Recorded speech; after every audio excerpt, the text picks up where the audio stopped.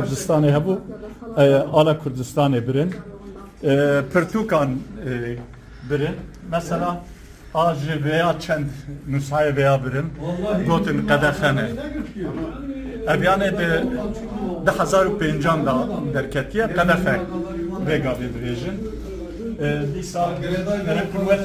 ez hêşanî wedin Amana tef pankartê me bûn derxistin yeko lên hêrtin û hinka jê birin evana hiştin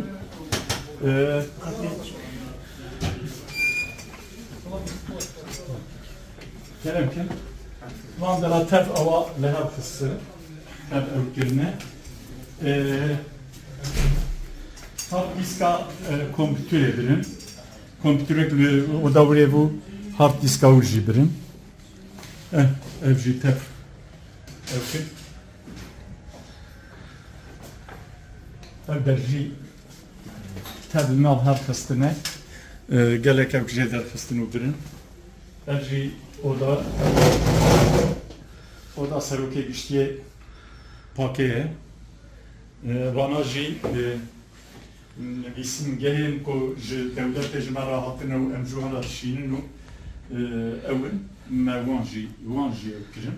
telî yeko lê nêrtin 5 saet dewam kir ji wê bûnê bû abrastî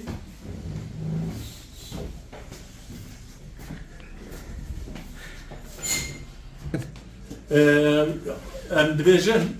ala milletê Kurd ala hemû milletan pîroz e kes nikare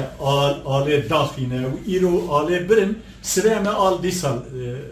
daleqînin ew nikarin bi alê ew ki bikin û nikarin me bidin seknandin jî ji ber ku em wek millet doza me dozeke meşrû ye di destê me de çek jî tinin yani em dozeke meşrû û biriyên demokratîk û siyasî em dibêjin em ê mafya xwe bi dest